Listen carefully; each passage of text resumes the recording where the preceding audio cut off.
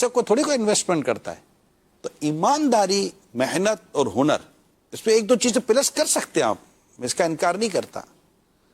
دیکھیں یہ چیزیں ایسی ہیں کہ جو اگر یہ آ جائے آج ہمارے سوسائٹی کے اندر, تو مجھے نہیں لگتا کہ شاید ہمارے پاس کوئی بے روزگاری نام کی ایس سچ کو بڑی چیز رہ جائے گی. کچھ نہ کچھ تو ہوگی آواز, کیونکہ محنت اس نے باہر جا کر کرنی ہے. صبح 6 بجے سے لے کر رات کو 8 بجے تک. یہاں پر مطلب کہ کینو کے کھیت میں کوئی کام کرنے کے لیے تیار نہیں ہے. میں نے یورپ میں جا کر دیکھا ہمارے نوجوان کینو کے کھیت میں کام کر رہے ہیں. پیسے اچھے مل رہے ہیں نا وہاں صاحب. پیسے آپ کو لگتا ہے اچھے مل رہے ہیں, میں بھی کہتا ہوں پیسے اچھے مل رہے ہیں. عموماً 22-23 سال کی عمر میں لڑکے وہاں پر پہنچ جاتے ہیں, کچھ نہ کچھ انلیگل راستہ نکال کر بھی. جاتے ہی جاب تو ملتی نہیں ہے. فار ایگزامپل کہ یہ پنجاب کے کسی حصے سے نکلے اور جمپے مار کے یہ بہت زیادہ ٹرکی پہنچے. یورپ کے لیے بہت محنت کرتی ہے نا آپ کو. صحیح. ٹرکی پہنچے. ٹرکی میں ایک عرصے تو بے روزگار رہتے ہیں. بارڈر سے نکلتے یہ ان کے جیب خالی ہو جاتے ہیں, ان کو مارے پڑتی ہیں, یہ معذور ہو جاتے ہیں ان میں ایک تعداد. ٹھیک ہے, برفوں سے نکل کر, جنگلوں سے نکل کر, اور دریاؤں پانیوں سے نکل کر گاڑیوں میں بے دردی کے ساتھ ان کو سیٹیں میٹیں نکال کر ان کو بھرا جاتا ہے گاڑیوں میں. ٹھیک ہے, یہ میں آپ کو تھوڑا سا کلاؤڈ آپ کا کلیئر کر دوں, کیونکہ شاید آپ کا یہ سوال کئیوں کی ترجمہ نہیں کر رہا ہوگا.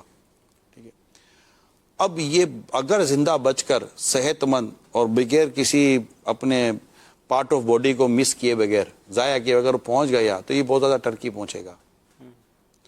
ترکی پہنچا, ترکی پہنچنے کے بعد اب یہ ایک عرصے تو بند رہے گا, انلیگل ہے. پھر اس کے لیے اس کو نکلنا ہے یونان, گریس, جو کہ پانی کے ذریعے جائے گا یا کسی بھی ذریعے سے جائے گا. وہاں کے لیے جب راستہ بنے گا تب بنے گا, کہ جب ان کی بارڈروں پہ ترکیب بنے گی تبھی آپ کو بولیں گے چلو. تب تک جناب رہو ٹرکی کے اندر, اور وہاں پر بے روزگار ہو, وہاں پر قرضہ چڑھاؤ کہ یہاں سے بھی آپ لاکھوں روپے کا قرضہ لے کر نکلے ہو. گریس پہنچتے پہنچتے کئی لوگ مر جاتے ہیں, اور یہ خبریں میرا خیال ہے کوئی مطلب 100, 150, 200 خبریں تو آپ کو ٹی وی پر مل جائیں گی. ٹھیک ہے, آئے دن مل رہی ہوتی ہیں. 60-70 کی بقاعدہ بوٹ ہوتی ہے, اس میں 150, 200, 250 ڈال دو تو پھر بچے گا کیا, اور پھر بارڈر پر الگ لوگ چلے جاتے ہیں. اب حضور گریس پہنچ گیا, کوئی مہینوں نکل گئے سے گریس پہنچتے پہنچتے, اب وہاں بے روزگار. اب یہ چپا پھرے گا.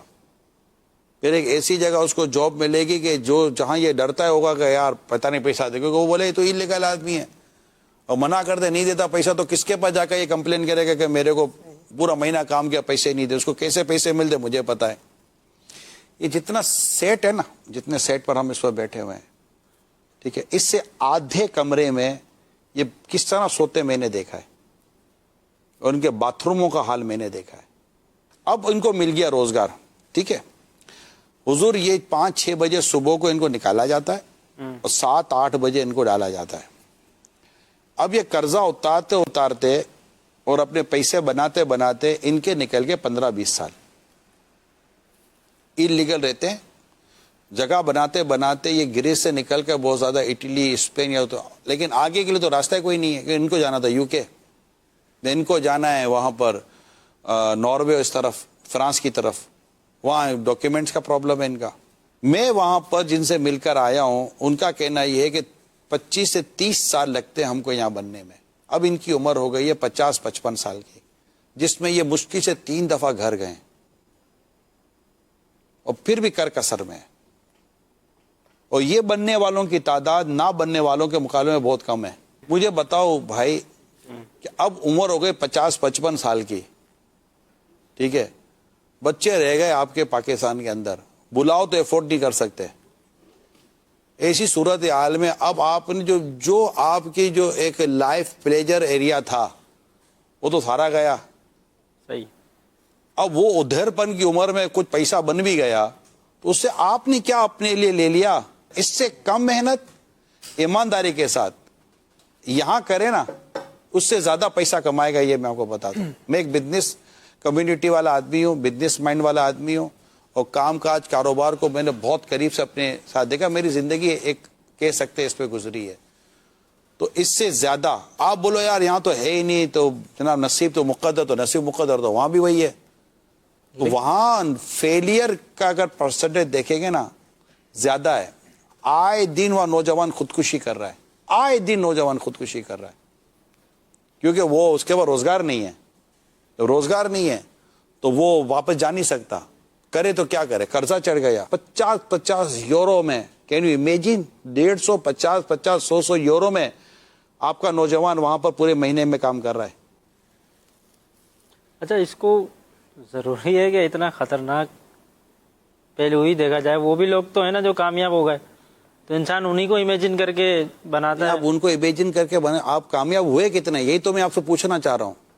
کامیاب ہوئے کتنے، اور وہ کامیابی کی پرسنٹیج کتنی، کس ایج میں جا کر کامیاب ہوئے. اور ان کا کامیاب ہونا ہے، اگر جن کو آپ کامیاب کہتے ہیں، ان کا کامیاب ہونا زیادہ تر فائنینشلی کامیاب ہے.